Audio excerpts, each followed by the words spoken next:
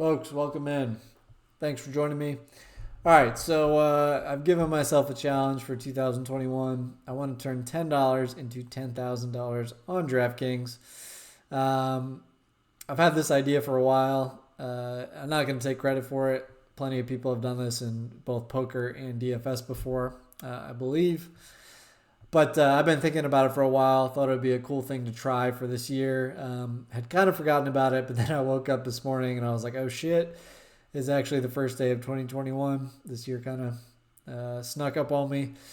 So I sent out a tweet about the challenge, and it was actually really cool. Did not expect so much traction and interest. Got a bunch of new followers. So maybe some of you are here watching this now. Appreciate everyone coming along for the ride. If you were subscribed to the channel before, thank you for your patience. I've been on a bit of a hiatus here, but it's a new year. I do plan to put out a bunch of content this year. I still will do some slate previews, probably reserve those for bigger slates with more interest, but definitely going to do some evergreen content, some strategy focused videos that are not going to go stale after a couple days. So this video is just going to be a quick intro to the challenge here, what my strategy and thinking is going to be, and a little about bankroll management and contest selection. So, just to make this legitimate, you can see I've only got $11 in here. Took everything else out. I had $10. Today was the first day I played.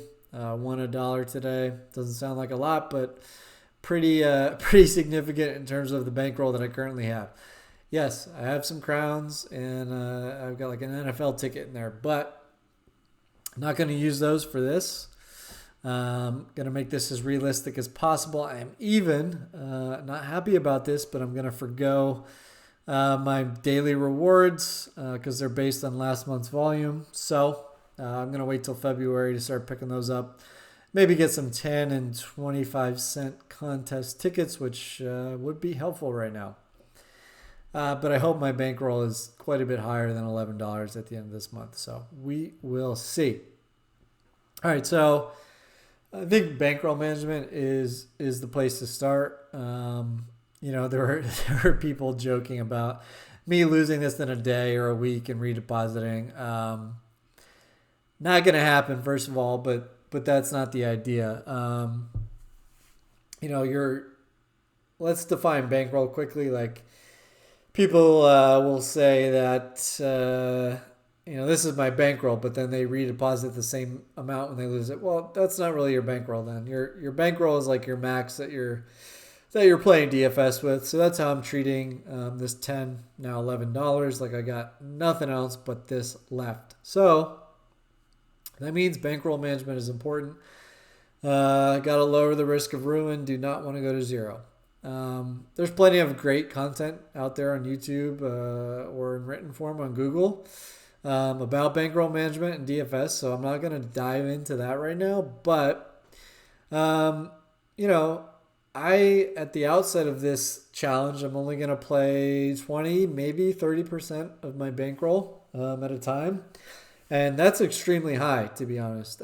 As my bankroll increases, the percentage of it that I'm going to play is going to decrease. So when I get to $100 bankroll, it's probably going to go to 10% or lower. When I get to 1,000, it's going to go to 5% or lower. And then when I, hopefully get up to 5,000, it might be more like 2-3% max. And that's closer to where you ideally want to be with your bankroll. But the thing is, at $10 or $11, I'm just limited. Even if I just played a 25% quarter arcade entry, that's already 2.5% of my bankroll. I also, want to get a momentum going. I want to get a quick start so I can do this in a year. And that means I need to build up to 100 pretty quickly and 1,000 fairly quickly. So I'm willing to take on a little more risk to begin this challenge. I also just, I can look at Roto Tracker and see that $1 and lower, although I haven't played a ton there, my ROI is pretty good. So I'm not too worried about like losing 5 slates in a row at these stakes. I'm not saying it can't happen. It could happen to the best of DFS players. You just run bad. But anyway, that's a risk I'm willing to take. As my bankroll increases, the percentage of it that I'm playing is going to decrease. All right, next is contest selection. So tomorrow I'm going to play the 3-game EPL slate. I'm not going to say there's a right or a wrong way to do this. You have to play to your strength. Some people prefer cash. Some people prefer GPP. But it really should be more than a preference. I can look at Roto Tracker and I see that for those of you that don't know, Roto Tracker is a program that tracks all of your DFS results, organizes it very nicely. No affiliation, but it's super helpful if you're serious about improving. So I can see that I'm a better GPP player. It's just where I have the higher ROI. I started out as a cash player. I still play quite a bit now, but that probably means I'm going to take a hybrid approach. So I'm just going to find the best contests possible, whether they're cash games or tournaments. But the first place I am probably going to look is double ups. Ideally, I'd like to play in the biggest contest possible, but I'm only going to be playing at $1. So that's going to be 39 entrants. Sometimes I'll get to over 100 for soccer slates, but not today. Again, it's something I could dive deeper into another video perhaps, but I want to play in the contests with the most entrants possible. And the reason is it's just going to get me closer to my true ROI. You're more subject to variance with smaller contest sizes.